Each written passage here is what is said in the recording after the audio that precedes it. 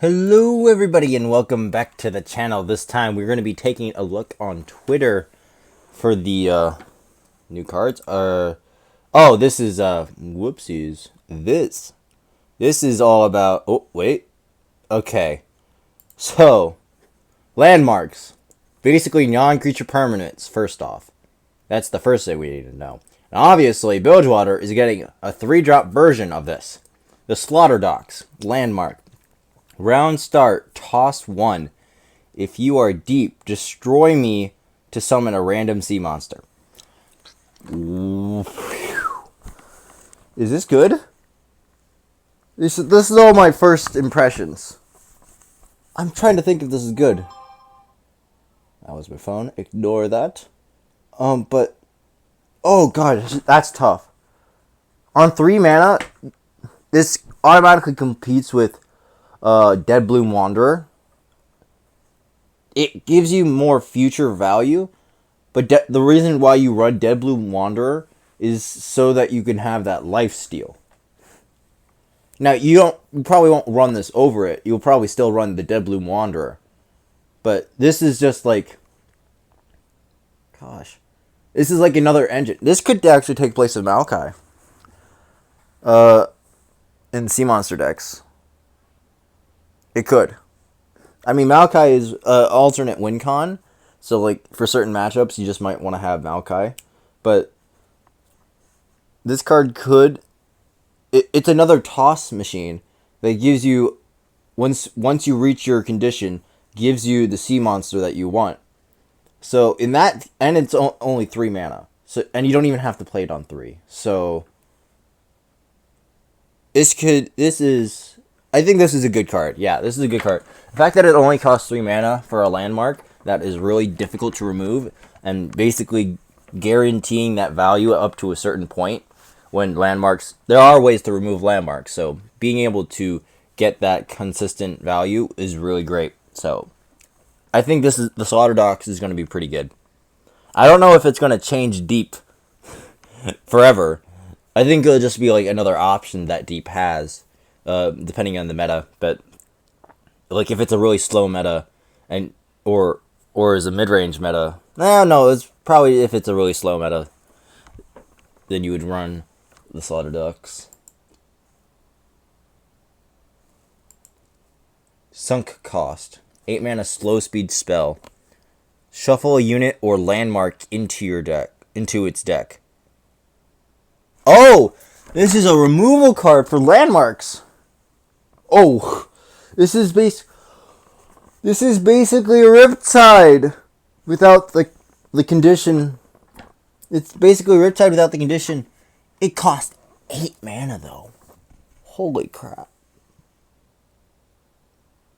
This is like a slow speed vengeance. That does even.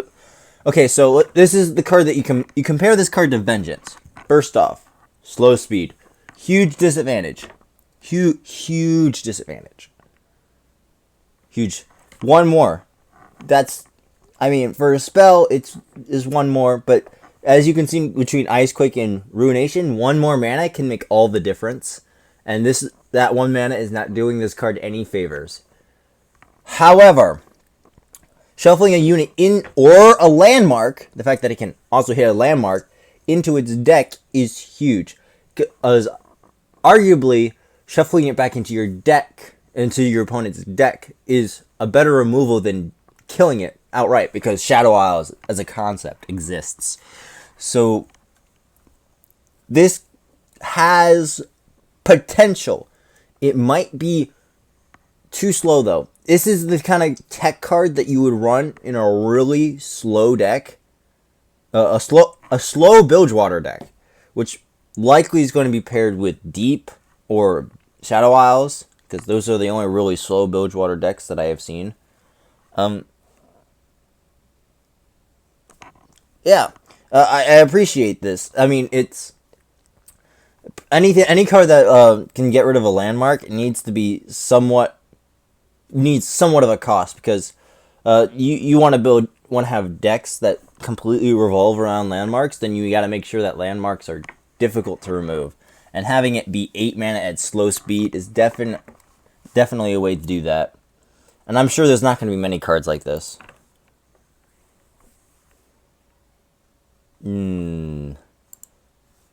Lounging Lizard. A 3 mana 3/5. Round start. Oh, it's elusive. Deal 2 damage to me. Interesting. Interesting. So this is a self-harm effect. It has the 3 attack and is elusive. Being a 3/5 also makes it a pretty good blocker. And if you have like a bunch of, if this card goes into a healing deck, then it's a consistent elusive blocker that also can block Fearsome, which is very good. This card would be very good with Soraka when she comes out, because we all know Soraka's coming. We just don't know in what form. We just don't know in what form. So, I see this card having future potential, but as alone by itself, it's a 3 mana 3/5 that lasts for 3 rounds by itself. That is elusive, so that's 9 damage to face, given that they don't have any removal or anything like that. So it's okay by itself, but I see this really popping off with like other healing to heal it back up. A 2 mana 2/3. Ooh, premium stat line. Fortune Croaker. Play. Deal 1 to me and an ally to draw 1. Self-harm. This works with Vladimir. But the problem is, there's nothing in Bilgewater besides this card that would really want me to run this with Noxus. In fact, I would rather run this with things that have armor on them. Or run this in burn. Actually, this would be a really good burn card. Like, if you have Crimson Disciple, deal 1 to this card, and then deal 1 to the Crimson Disciple. You get 2/2/2s, you deal damage to the face, and draw 1. Could be interesting. Could work in a Swain deck. Actually, Swain. Bilgewater Swain is already a thing. Having more draw in Swain decks is actually a really good thing. So this could see play there. Yeah, this actually works really well with Swain. Nice. Another Swain tool. Swain is awesome. Of course, 2 mana 3/4. Boxtopus. Challenger. Play. Deal 3 to me. Interesting. This is interesting. So, it's a 2 mana 3/1 when you play it. But again, it synergizes with healing so well.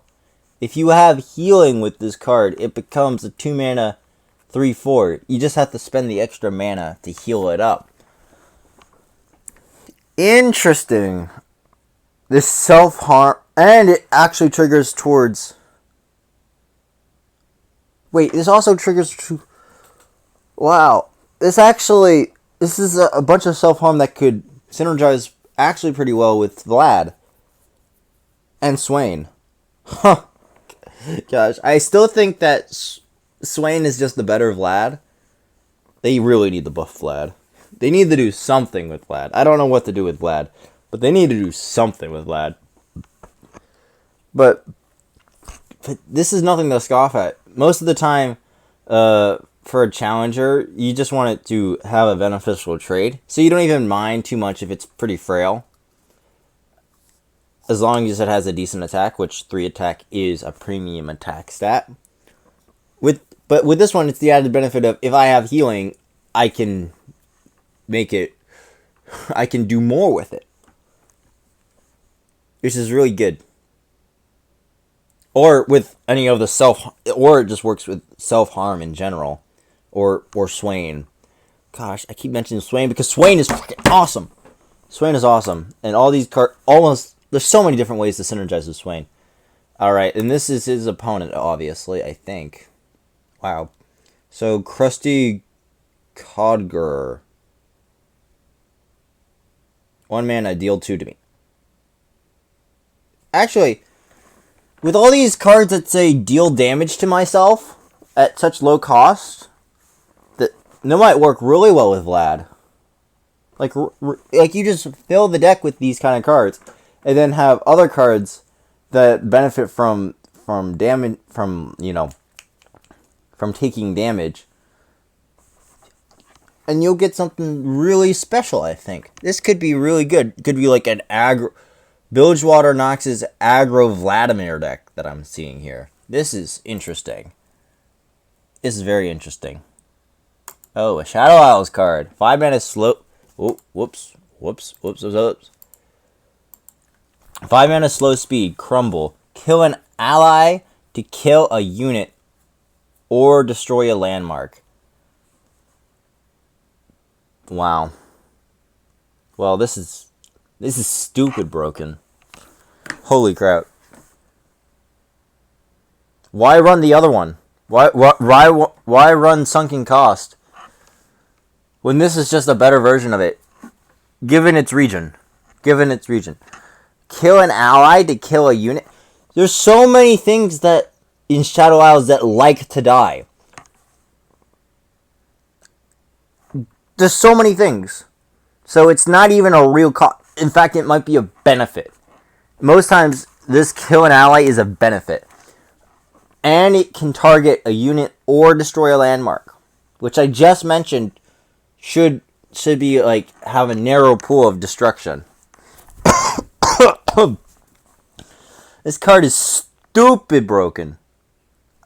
This is my take. This crumble is stupid broken.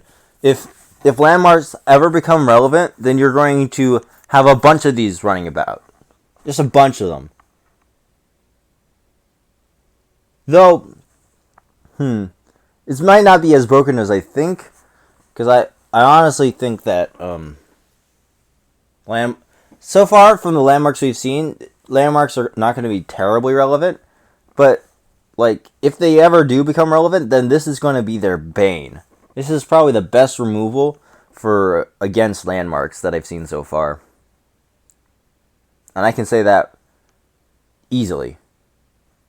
Because there's kill an ally is an upside to kill a unit or destroy a landmark, being very flexible in what it targets.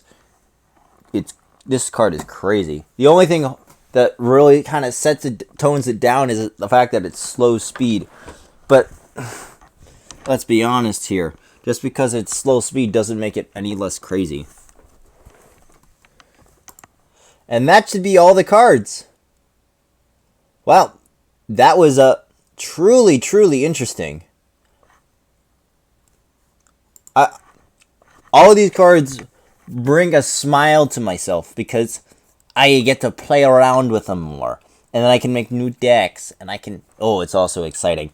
And with that being said, I hope you enjoyed this as much as I have, and I'll see you all in the next one. Bye-bye.